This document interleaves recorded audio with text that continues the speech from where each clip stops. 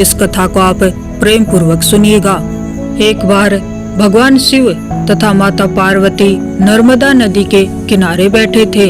वह माता पार्वती ने भगवान शिव से समय व्यतीत करने के लिए चौपड़ खेलने को कहा। शिव चौपड़ खेलने के लिए तैयार हो गए, परंतु इस खेल में हार जीत का फैसला कौन करेगा, यह प्रश्न उनके समक्ष उठा। तो भगवान शिव ने कुछ तिनके एकत्रित कर उसका एक पुतला बनाकर उसकी प्राण प्रतिष्ठा कर दी और पुतले से कहा, बेटा, हम चौपड़ खेलना चाहते हैं, परंतु हमारी हार जीत का फैसला करने वाला कोई नहीं है, इसलिए तुम बताना कि हम दोनों में से कौन हारा और कौन जीता।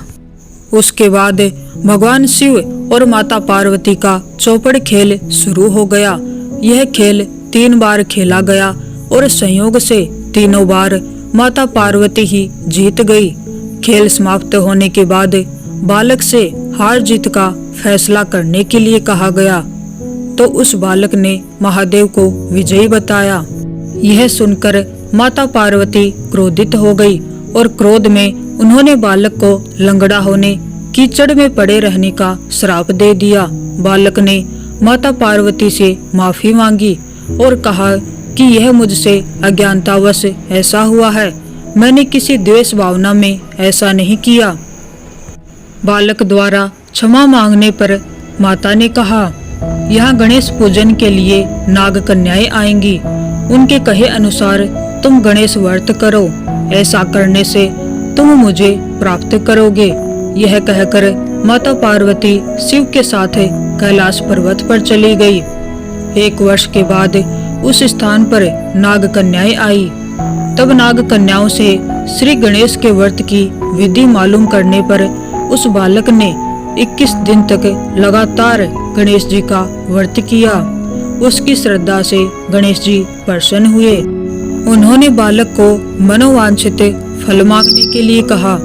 उस पर बालक ने कहा, हे विनायक, मुझे इतनी शक्ति दीजिए कि मैं अपने पैरों से चलकर अपने माता पिता के साथ कैलाश पर्वत पर पहुंच सकूं और वे यह देखकर प्रसन्न हो। तब बालक को वरदान देकर श्री गणेश अंतर्ध्यान हो गए। इसके बाद वह बालक कैलाश पर्वत पर पहुंच गया और कैलाश पर्वत पर पहुंचने की अपनी कथा उसने भगवान शिव को सुनाई।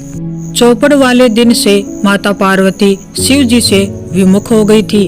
अंतः देवी के रुष्ट होने पर भगवान शिव ने भी बालक के बताए अनुसार 21 दिनों तक श्री गणेश का व्रत किया। इस व्रत के प्रभाव से माता पार्वती के मन से भगवान शिव के लिए जो नाराजगी थी वह समाप्त हो गई। यह व्रत विधि भगवान शंकर ने माता पार्वती को बताई। यह सुनकर माता पार्वती के मन में भी अपने पुत्र कार्तिकेय से मिलने की इच्छा जागृत हुई। तब माता पार्वती ने भी 21 दिन तक श्री गणेश का व्रत किया तथा दूर्वा फूल और लड्डुओं से गणेश जी का पूजन अर्चन किया।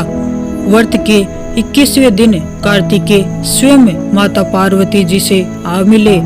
उस दिन से श्री गणेश चतुर्थी का यह व्रत समस्त मनोकामनाओं की पूर्ति करने वाला व्रत माना जाता है। इस व्रत को करने से मनुष्य के सारे कष्ट दूर होकर मनुष्य को समस्त सुख सुविधाएं प्राप्त होती हैं। चलिए अब सुनते हैं गणेश जी की एक और कहानी। एक बुढ़िया थी, वह बहुत ही गरीब और अंधी थी। उसके एक बेटा और बहू थे। वह बुढ़िया सदैव गणेश जी की पूजा किया करती थी। एक दिन गणेश जी प्रकट होकर उस बुढ़िया से बोले, बुढ़िया माँ, तू जो चाहे सो मांग ले। बुढ़िया बोली, मुझे तो मांगना ही नहीं आता, कैसे और क्या मांगूं? तब गणेश जी बोले, अपने बहू बेटे से पूछकर मांग ले। तब बुढ़िया ने अपने बेटे से कहा, गणेश जी कहते हैं तू कुछ मांग ले, बता मैं क्या मांगूं? पुत्र ने कहा, माँ तू धन मांग ले। बहू से पूछा तो बहू ने कहा, पोता मांग ले। तब बुढ़िया ने सोचा कि ये तो अपने अपने मतलब की बात कह रहे हैं। अतः उस बुढ़िया ने पड़ोसियों से पूछा तो उन्होंने कहा, बुढ़िया तू थोड़े दिन ही तो जिएगी, क्यों तू धन मांगे और क्यों तू पोता मांगे, तू तो अपनी आंखों की रोशनी मांग ले, जिससे तेरी जिंदगी आराम से कट जाए। इन सब बातों को बुढ़िया ने सोचा और फिर विचार किया। अगले दिन जब गणेश जी दोबारा प्रकट हुए तो बुढ़िया बोली, यदि आप मुझ पर प्रसन्न हैं तो मुझे 9 करोड़ की माया दे, निरोगी काया दे, अमर सुहाग दे, आंखों की रोशनी दे, नाती पोता दे और सब परिवार को सुख दे और अंत में मोक्ष दे। यह सुनकर तब गणेश जी बोले, बुढ़िया माँ, तूने तो हमें ठग लिया, फिर भी जो तूने मांगा है वचन के अनुसार सब तुझे मिलेगा। और यह कहकर गणेश जी अंतर्ध्यान हो गए। उधर बुढ़िया माँ ने जो कुछ मांगा वह सब कुछ मिल गया। हे गणेश जी महाराज, जैसे आपने उस बुढ़िया माँ को सब कुछ दिया वैसे ही सबको देना। कहानी अधूरी हो तो पूरी करना, पूरी हो तो मान करना। तो ये थी गणेश जी की कहानी, विनायक चतुर्थी की कहानी। अगर आपको अच्छी लगी हो तो वीडियो को लाइक